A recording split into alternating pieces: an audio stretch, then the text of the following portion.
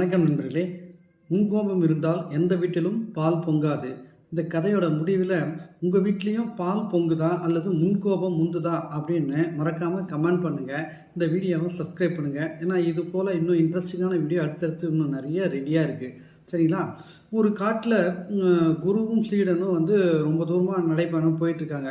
அடுத்த ஊருக்கு போகிறதுக்காக போயிட்டுருக்காங்க. போகிற வழியில் 2 பேருமே ரொம்ப களைப்படைக்கிறாங்க. குருவும் சீடனுக்கும் ரொம்ப பசி வந்துடுச்சு. ஸோ அந்த பசிக்காக என்ன பண்ணுறாங்க, 2 பேரும் சேர்ந்து ஒரு மண்பானையில் சமைச்சு வைட்டாங்க.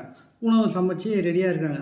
சாப்பிட்றதுக்கு முன்னாடி சரி வாங்க போய் குளிச்சுட்டு வந்துடலாம் அப்படின்னு சொல்லிட்டு 2 பேரும் போயிட்டு ஆற்றுல குளிச்சுட்டு வரும்போது பார்த்திங்கன்னா, ஒரு நாய் அந்த உணவு சாப்பிட்டுட்ருக்கு. அந்த பானையில் தலையை விட்டு சாப்பிட்டுட்ருக்கு. அந்த சீடை என்ன பண்ணுறோம், கோவத்தில் பசியோட இது இல்லையா, இந்த கோவத்தில் அந்த நாயை அடித்து விரட்டலான்னு சொல்லிட்டு கத்தும்போது என்ன பண்ணுது, நாய் பயத்தில் அந்த பானையை உடைச்சிது. அந்த பானையோட வளையம் பற்றிய கழுத்து அது நாய் கழுத்தில் மாட்டிட்டு அது ஓடி போகுது.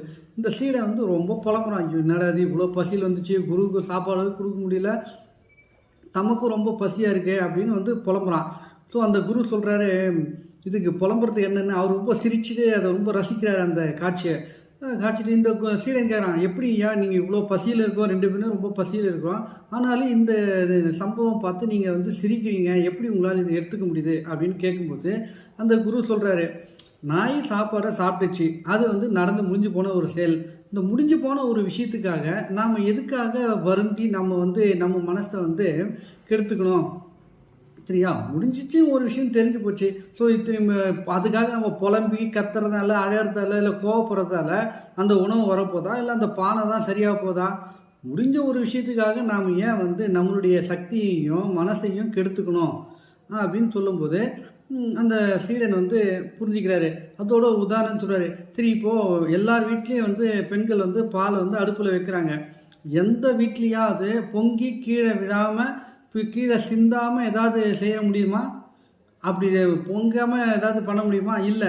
எல்லார் வீட்டில், பெரும்பாலான வீட்லேயும் பால் கீழே சிந்தோம். அதுக்காக பால் கீழே சிந்திச்சேன்னு அங்கே வீட்டில் இருக்கிற பெண்மணிகள்லாம் கோவப்பட்டாங்கன்னா எந்த வீட்லேயாவது பால் பொங்குமா? யாருமே பால் பாத்திரத்தையே வைக்க மாட்டாங்க. சரியா? ஸோ எல்லா விஷயத்துலையும் நாம் ரசிக்கத்தன்மையோடு இருக்கணும். அதோட பொறுமையாகவும். இப்போ இது இயல்பு அப்படின்ற எடுத்துக்கிட்டோம்னா அது சாதாரண விஷயம். அதை ஒரு பெரிய விஷயமா, ஒரு காம்ப்ளிகேட்டடாக நம்ம போராட்ட குணத்தோடு பார்த்தோம் அப்படின்னா எல்லாமே போராட்ட குணமாக தான் இருக்கும். எல்லா விஷயத்தையும் ரொம்ப எளிமையாக நம்ம கடந்து சென்றோம், கடந்துட்டு போனோம் அப்படின்னா வாழ்க்கை ரொம்ப இனிமையாக இருக்கும் அப்படின்னு இந்த கதையின் மூலமாக நாம் புரிஞ்சிக்க வேண்டியதாக இருக்குது. சரியா? இது ஒரு சிந்திய பாலை எண்ணி அழாதே அப்படின்னு